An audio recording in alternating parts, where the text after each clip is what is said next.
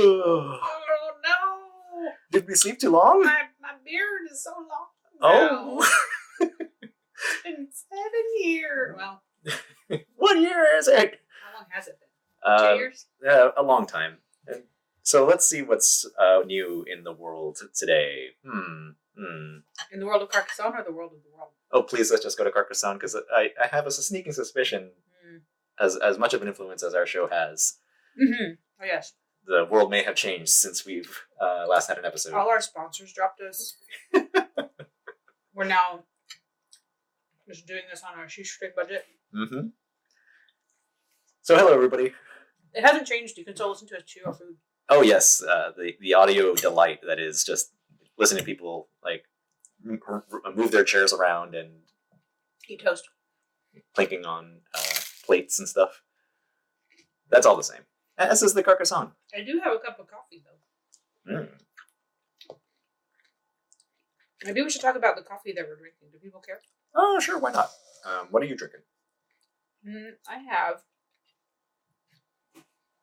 French press of decaf medium roast. I only allow myself to drink 1 caffeinated coffee a week. So I drink a fair amount of decaf. It's pretty good. It has some vanilla soy milk in it. Nice. Yeah.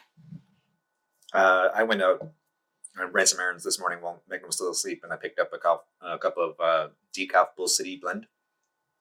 Local roaster. Very good. Very nice. A little bit cold now after I've been coming from outside. You're a slow coffee drinker. I nurse my coffees. I really do. And oh god, I'm gonna offend so many people, but like I also just top off with hot water sometimes. The 5 people that listen to this or watch this just left. Yeah. Oh yeah. There. Good. Now we can finally get serious about Carcassonne. Close this window. I haven't played very much. Honestly, neither have I, because most of the folks that I used to play with pretty regularly, I don't carry around my iPad anymore, so I can't really dedicate myself to a long-term game. Mm-hmm. So I guess that kind of leads into some news in the past couple months. I honestly don't know how long it's been, but I'm assuming it's been like at least a couple years.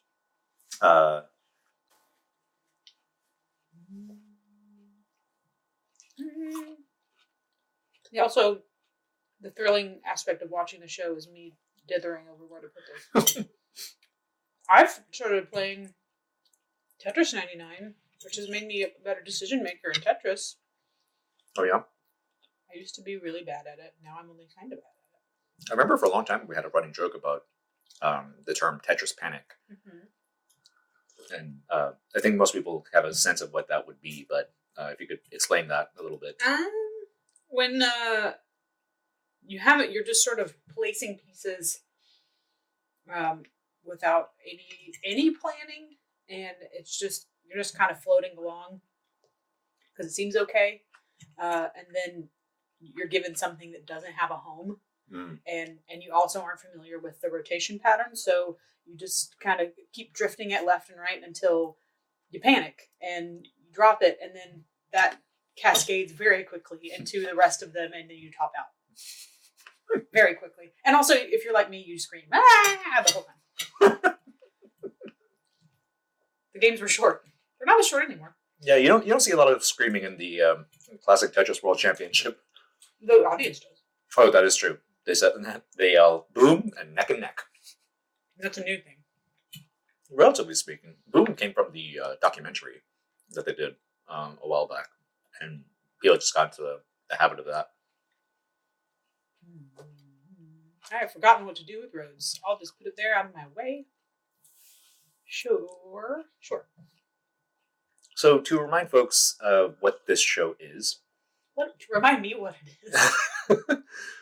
Megan and I will play Carcassonne, the original iOS app edition, usually with the first 2 expansions, Ancient Cathedrals and Traders and Builders.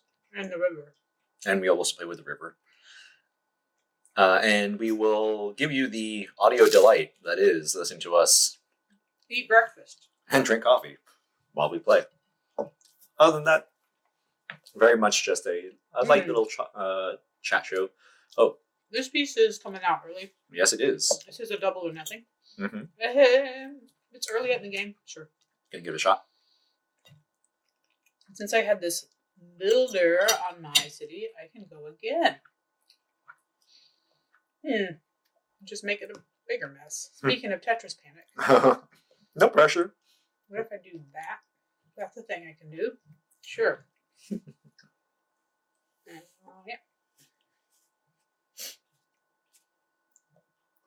On the topic of Tetris, I have been noodling. Like, I've been trying to exercise a little bit more of my creative muscles. I've had a little bit of a streak where I kind of started on an idea and then kind of not followed through because things just got so busy. So I've been trying to just start from a place of passion, and the things I am passionate about that I quite enjoy and that bring me joy are things like Carcassonne, tile games, puzzle games like Tetris. So I've been trying to think about how one might combine these things, and usually my method is to just start with the quickest way to prototype a thing using existing components. And so I've honestly just been planning today to, at least for like 20 minutes or so, grab a bunch of our actual Carcassonne tiles and practice just playing around with them as if I was playing a game of Tetris, where the tiles drop from above and you have to line them up as if they fall like with gravity down to a lower row. That sounds difficult. Yeah, and there's a narrow window, a play space, kind of like a Tetris board essentially. Mm-hmm. And so the idea is that you have to place your tiles as they fall in a place that follows the normal restrictions of Carcassonne. You know, edges have to face edges and stuff. Mm-hmm. Roads have to be roads. Right. Wow, that's a lot to handle. Yeah. I don't know if it will work, and that's part of the intent of getting that on the table as quickly as possible is just to see, like, okay, what are like the immediate downsides of this? What tiles are just not going to work in that type of game? Is the difficulty appropriate for the genre of game that I'm trying to do? I mean, and also just more fundamentally, what kind of game am I trying to make here exactly? So yeah, it's a lot of that. I'm just trying to get the juices flowing again, you know. Just top it off with hot water.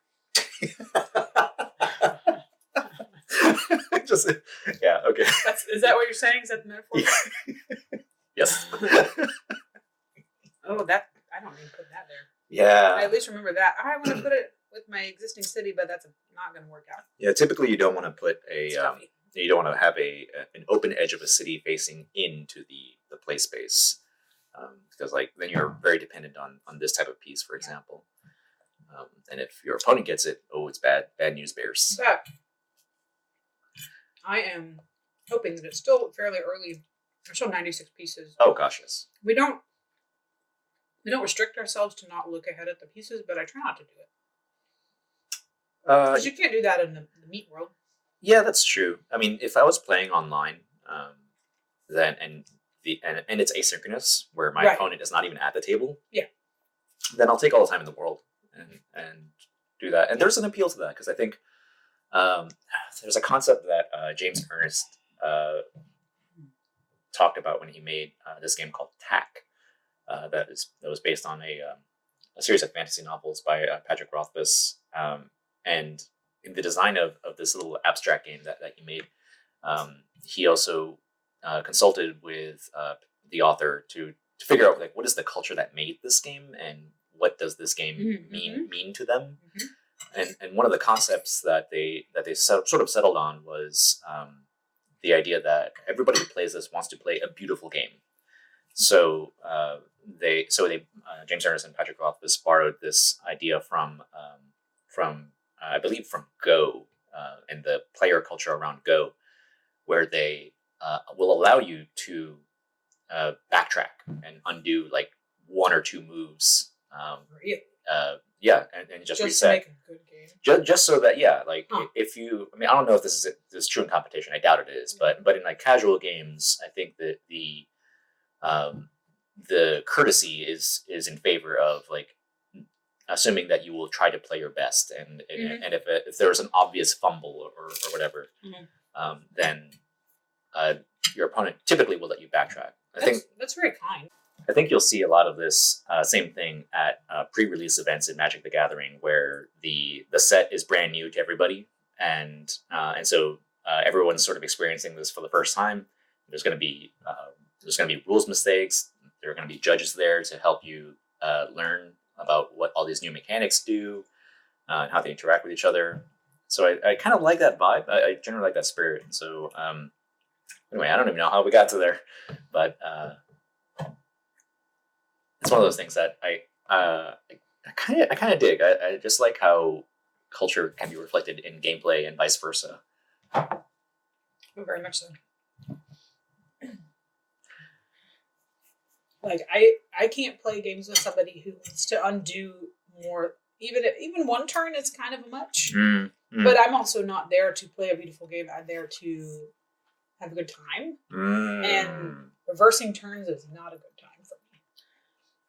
Yeah, I can see that too. That in a sense, you could see reversing a turn as being a casual, friendly thing, but that can get out of hand. Yeah, it's like if I know the person well, it's maybe a little bit different. But if it's a total stranger at a board game event or something, and they want to undo turns, it's like I just had all this forward momentum, and I'm having to undo it, and now I'm a sourpuss. Especially if you get the vibe that they're doing that just because you got a good turn. Yeah, I can't really read it. It's exactly like, is it just reacting to what's already happened, or did they literally have like a moment where they just dropped the ball? I think a simple example is like if you forget to draw a card. Yeah, that makes sense. I'm talking more about the people who are like, oh, actually, I wanted to place this tile here instead. Can we undo that? And everybody else has to remember what tile they placed and pull them back. Yeah. And then replace that tile, and it could change when other people do that. I really made myself a mess over there. Well, in this little corner. As long as you don't make it harder. Like, don't put a fourth tile around there. As you said, it's still pretty early, though. Yeah. I bet you'll finish that. Unless I have something to say about it. I mean, I could be mean and that's another tactic in a game, is like how much does somebody want to just get in the way of other people, regardless of how it benefits them. Oh gosh, yes, there is such a thing as being neutral evil. Regardless of whether it benefits you or not. Just getting in somebody else's nose. Or would that be chaotic evil? Oh. In any case, leave a comment. Yeah, I think the neutral alignment has a sort of a tone of self-centeredness. I think. No. Been a while since I played D&D. Not for you, actually. You just played a game.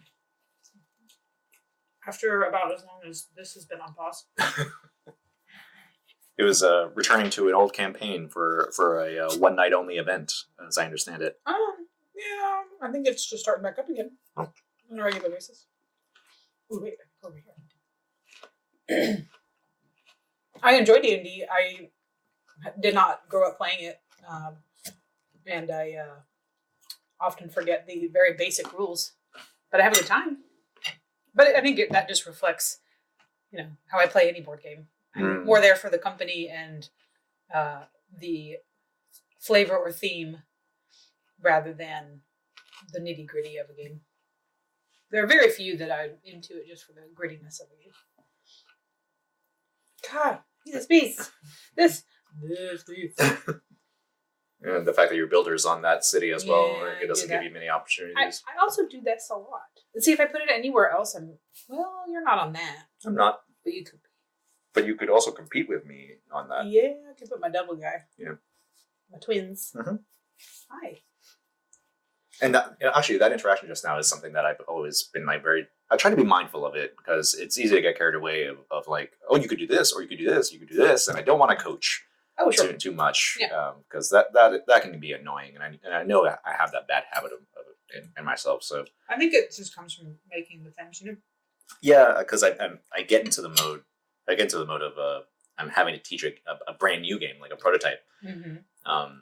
And so like nobody at the table knows how to play this thing better than I do. So it's on me to teach it, and that's not always the case. I'm not always the one. First goods. Oh, it is. I took it. Wow. The goods in this game make it a very different game than other ways to play Carcassonne, and I think I played it without the goods, and I had forgotten. It's pretty vicious. It is pretty vicious. As much complication as it may seem at first glance, it does help to just soften the stakes a little bit. It's never anything too like. Sometimes it's a decisive point swing. End. I mean, you can get what 30 points. Mm-hmm. That's not small potatoes. It's very finely balanced. I don't know where to put this. I'm in this boat again. Mm-hmm. Let's do that. As the a single road bit seems like it'll happen. Oh, just a straight? Yeah. I think the appeal of this concept of like a Tetris Carcassonne thing to me is also that I don't have to work with tetraminos so much. Most of the puzzle games. Now, what do you have against tetraminos? Oh. Well, only that the most puzzle games that have come out for board games in recent years, particularly the stuff that's designed by this designer named Uwe Rosenberg, has used a lot of what are called tetraminos. Those are the shapes that you find in Tetris, and essentially it's a. Are they not copyrighted as their shape? No. That's good. It's a portmanteau of domino and tetra, meaning four. So all the pieces in Tetris are just different combinations. All the different combinations of four squares that are adjacent to each other, edge to edge, and so that's the 7 different possible pieces that you usually find. And most of the puzzle games that you see recently from Uwe and other designers use those pieces, and sometimes we'll modify them by adding a 5th square or something. So I didn't want to. I figured using a different component forces you to have a different design. So I thought maybe that would be a useful constraint if I was to explore this idea a little bit. Making everybody seasick. Oh, because I can't figure out where I keep getting stuff that can go here. It's an earthquake. That's not going to harm you for. Yeah, especially with the grass on the side. Yeah. Does it give you the extra turn, or is that a separate? No, it doesn't. That's the part that's. All right. Well, hi.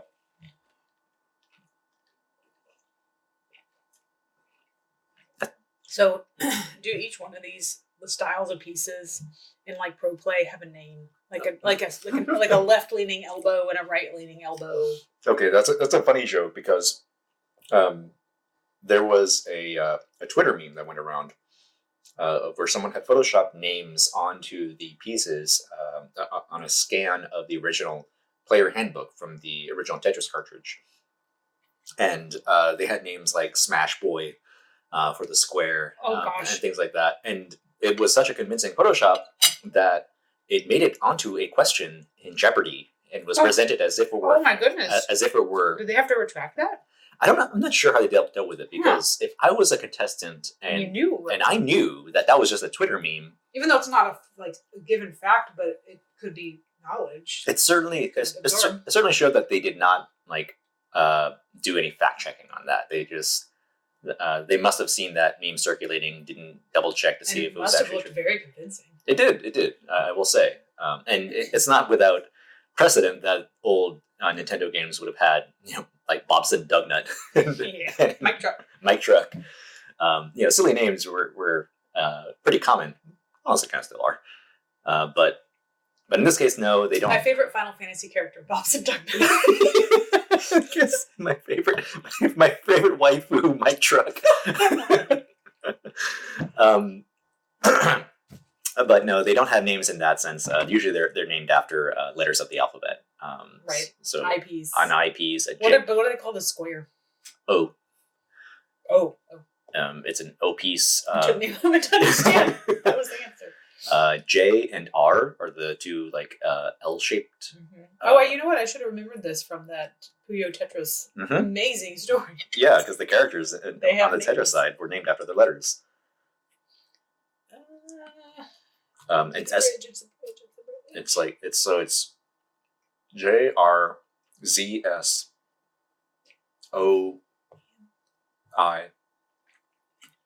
Yeah, but it's kind of become full circle now because in the commentary on the most recent Classic Tetris World Championship, they started using Smash Boy and those and some of those names. Yay! So fiction is becoming art is mirroring life. What is that phrase? Yeah, that's the phrase.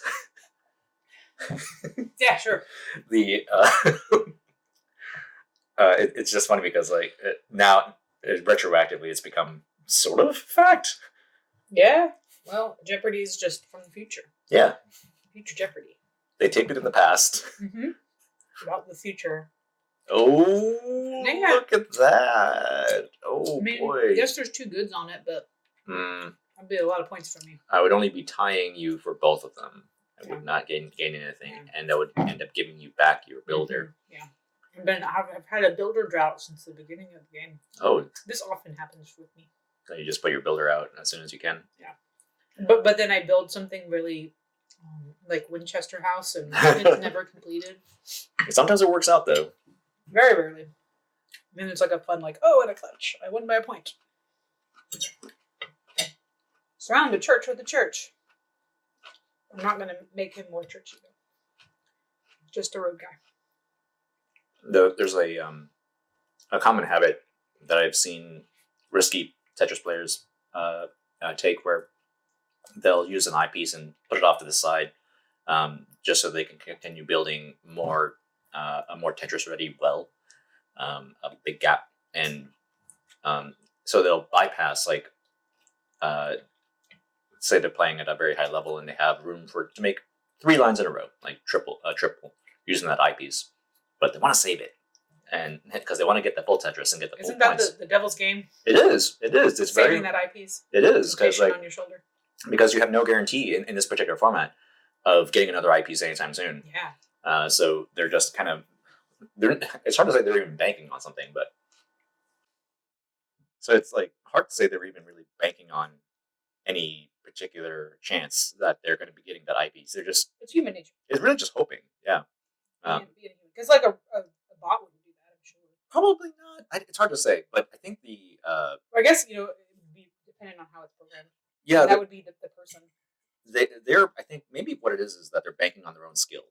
That even if there's a huge drought after this one eyepiece that they bypassed, they think they can get through it with their own skill until the drought ends.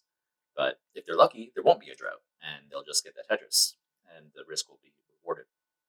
Now, I know you've been watching a lot of Pro Tetris. Have you been watching any Pro Puyo? There's a little bit of overlap. Because that's a whole different way to play a game, and my brain has not clicked with it yet. It has not for me either, to be honest. You got again. Oh. So now it's mid-game, and here's this other double or nothing thing. And I don't really have anywhere to dump it that's going to really be bad for somebody, so I could just abandon it out here in the Netherlands. You only have the 1 meeple left. Yeah. I mean, I could put it over here, but that's yet more work to do. It's possible. To make a thrilling episode, let's put it over there. Wow. Why not? Going all in. Sure. I'll lose by 200 points. You have the biggest point differential. That's the goal. Let's shoot the moon. Yeah. The moon knew what it did. Yeah, why is it called that? It sounds like a mean thing to do. Actually, I don't know. We'll look that up. I think it comes from games where you have to have a low score, and so having a high score means like you're going to the. I'm totally just bullshitting here. You could make it up at a party and just spin it. People would believe it.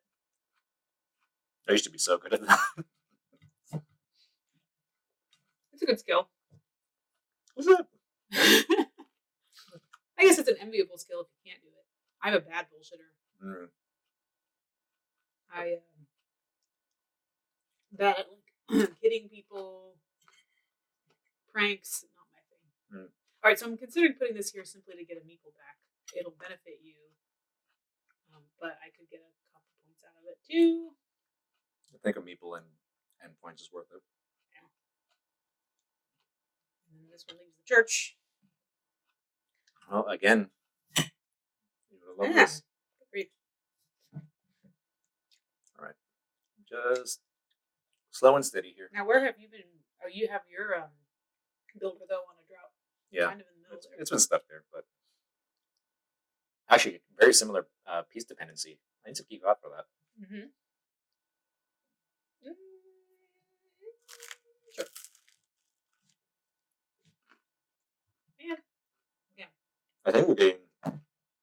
Sorry. Each other's pieces that we need. Mm-hmm. The Just make this a little corridor. The Carcassonne of the Magi.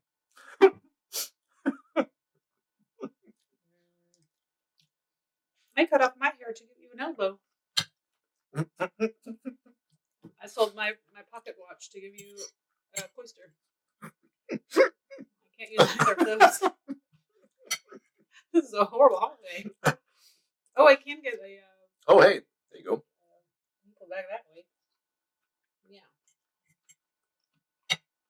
And a barrel full of something. Okay. We don't talk about what's in the barrels. All right. Finally got my thing back. I've got plenty of meeples in here right now, so I'm pretty flexible. Yeah. Move things around. I feel like I'm still pretty rusty, though.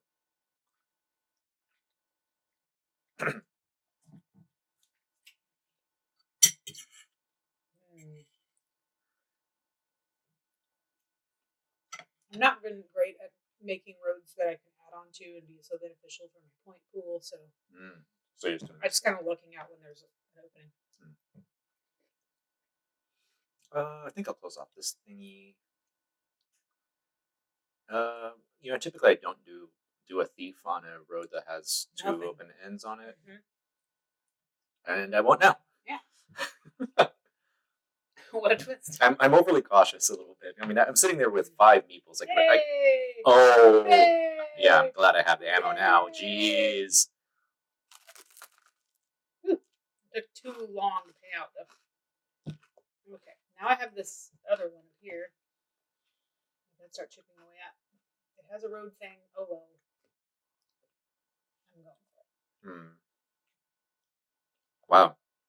Because that I'm back in the game. You are. Because you're also ahead on the goods. Woof. Well, we tried for a week. Still a 20-point lead for you. Okay. I have not been paying attention to farming since I placed my 2 farmers. Good. Yeah, that's sometimes my downfall. Okay.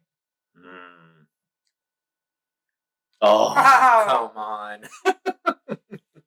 I forgot to tell you that I sacrificed all those sheep in Carcassonne beforehand, and so now it's paying off. I thought you cut off your hair. I did a lot of sacrificing. It better pay off. It's been building up for this one game.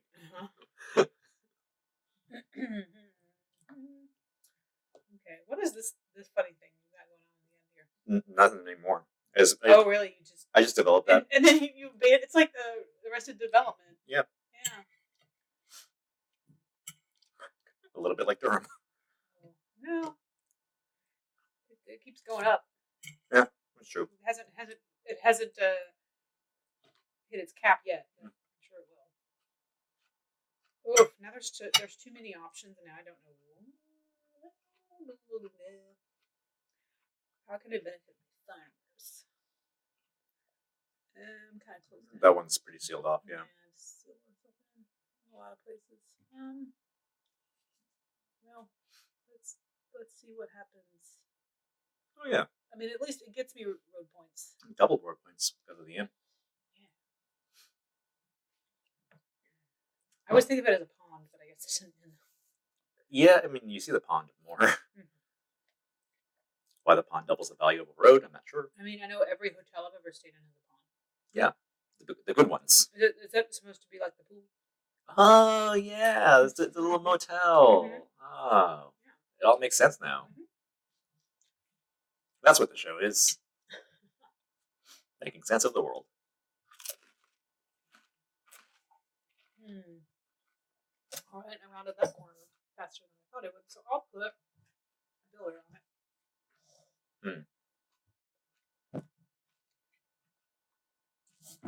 You're still pretty far ahead here.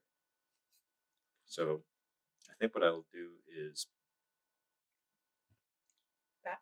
yeah. Well, actually, I think I'm just going here for the farm that I Mm. anticipate being worth 9 Mm. points in the future. Mm. A little marshmallow test for myself. Okay. So don't eat the tile Yeah.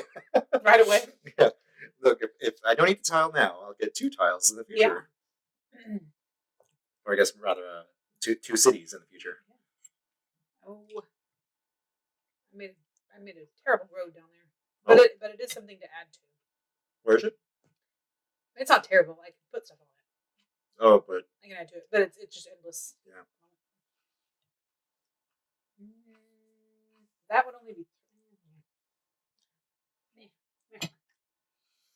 Now, do I want to put this here? Again, another marshmallow test. Or do I want to say wait up and see if I can get a split to get just one extra farm into that, one extra city score into that farm? Maybe it's a little less of a marshmallow test because it's not a guarantee. You know that's always been my argument against the marshmallow test. Right. Can I trust this person in the lab coat? Mm-hmm. It's a test of trust, not so much of planning or forethought. I would say sometimes, unless you were just an impatient kid like I was, I wouldn't have had any trust issues with um, the test person. I'm sure it would have been. I just want a marshmallow. Yeah.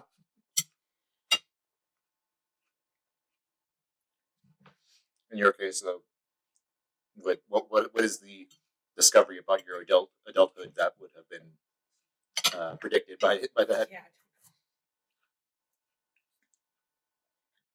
Goodness.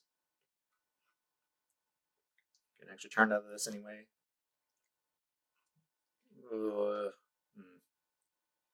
Maybe that. Actually, just quick points probably better.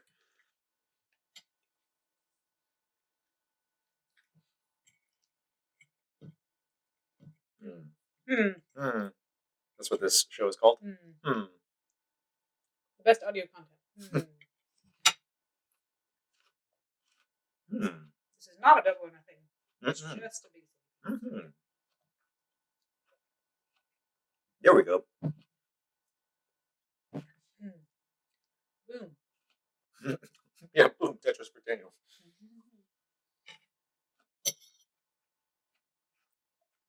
That's the other thing I want to noodle around with this idea for. Is like, are you clearing lines when you make a? Yeah, that was going to be my question for you. Are you trying to? And what's the width?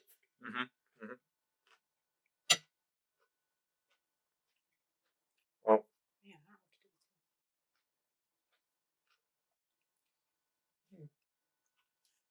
to do. Part of the challenge of Tetris is always just that, like you're going to hit a wall eventually. No one ever like wins or beats Tetris, and so that's a useful precedent to work around if you're designing a game because you're not expected to make something that's ultimately fair. Right. But it's a matter of adjusting the steepness of that curve. You don't want people to hit that wall too soon or in an unpredictable way. So perhaps like it's a game where you have to build kind of a pyramid, so you know like the ultimate width on the bottom, but as you get higher and higher, you know the full like how little space you'll have available to work with. I guess it's more of a triangle. I'm just debating my oyster decisions. Are you having regrets? No. I never regret Carcassonne, even when I was very, very bad. Yeah, a lot of X's just came up. Yeah, gosh. Hmm. I worry for my other city with my I'm less. So back to the topic of like, do you look ahead of pieces and stuff? building. I know some people will turn off the X feature on the app, Yeah, 'cause that's like relaxing. and yet I don't feel so bad about that one. It's helpful. It is. It saves you time. I think is the better thing. If you look Yeah. at pieces, it adds time. Right. Yeah. Yeah. We just want an efficient game. Sure. Yeah, I think it's. And sure. Up or down? 2 nubs. Okay. Think you're gonna get 2 nubs? We'll see. Ah! Oh, I got one of them. No. No. My nub. My bread heel. Oh, okay. So I've tied on the ribbons. Sheesh. And now do I continue to inflate this monster? Ooh, that'll end up giving you 2 more spaces to fill in. So I don't know if that's worth it. I can add to this. I mean, I've got. Yeah, I could get lucky and just add to it. It's not hurting me right now. Perhaps my aim at this point should just be to limit the number of turns available and just start mining this thing for the extra turns and not really worry too much about anything else. Eat up pieces. Yeah, definitely want to block you off from this to steal it. Not steal it. But there's a wall between those suburbs. There is. Mine is named Whispering Woods. Oh, what's mine? What is your town called? My little town over there. No! I'm not good at insults. Yeah, I'll do this. I mean, it's the same. I have to get the same pieces, but it gets me another turn. Again, eating pieces. Mm-hmm. Hey! Ooh. Hey. It's good. Okay.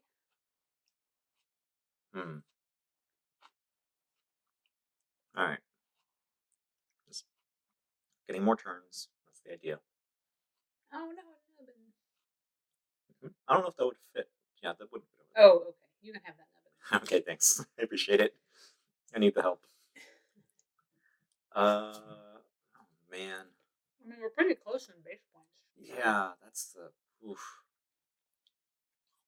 I'm only leading on barrels. Full of mystery. Mystery barrels. Mm-hmm. They're unlabeled. What's in these things? What is the sound they make? I don't know, but they have a smell, but you can't identify what it is. Oh, gross. Oh. Lord. It's the barrels from the lighthouse.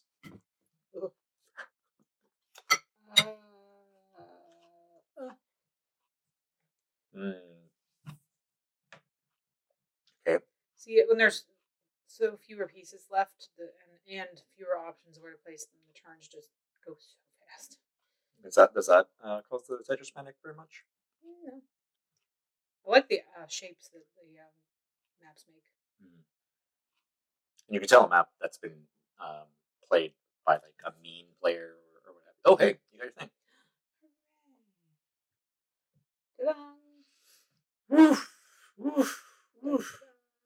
Oh, and the goods on top of that. Well, I'm not gonna overtake you on the barrels. That's for sure. I suppose here, because I have a meeple on it, I don't know if it will end. Well, 7 left. Okay. Never know. I never do. Me? I would know if I looked ahead of the pieces, but I'll never know. Oh dear. Is there a quick? Oh yes. Good. Yeah. It's good. Not a good, unfortunately. The little motels, though, are double or nothing as well. Yes, they are. So I'm debating whether or not to place this here and risk it. But I feel like I need every point I can get, especially since I'm getting a meeple back anyway. It sucks to lose the double on this, but probably worth it. Oh no! Wow. I'm not going there. I'm gonna go here for guaranteed points. 6 of them, to be exact. Yeah. See, that's me calling the shots, not my lizard brain that wants an extra turn. No, get those guaranteed 6 points. It's boring. Okay. But it's points. All right. No quickie things here. I gotta remember now. I see. When I was looking at this, I forgot that I already had a meeple over here on a road that was a double or nothing. So I'm gonna lose the points on one of these. Probably better to hope that I will be able to complete this thing and get a double back and maybe steal a farm from you. Oh man, That's a long shot. In 3 piles. That's a long shot. Okay. We're both playing a similar game. Mm-hmm.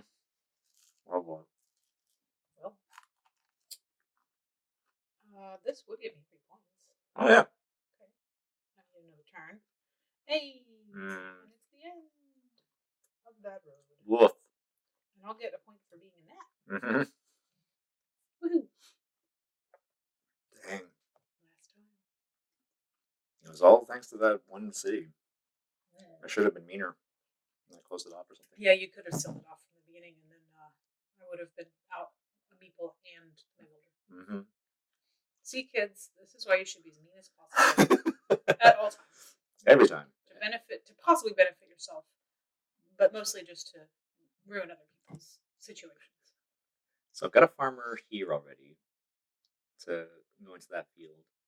I'm just looking for opportunities along the edge to at least get more than 3 points if possible. Mm-hmm. With this final piece. And I think that would be here doing that. So that's just 6 points. That's good. Here we go. Ding dong. Ding dong. Did they get to hear the sound?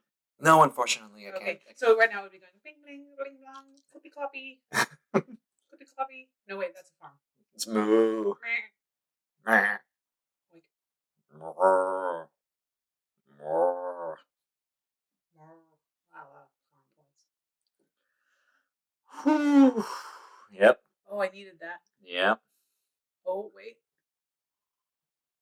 Ooh. You won by This is the typical game for us. Like I said. Oh, hey, that's the timer on the oven. So that also means that it's time for the end of Coffee and Carcassonne. Our usual ending music. Yes. The oven timer. Sorry if that was a headphone check there. But thank you again for coming to join us for Coffee and Carcassonne.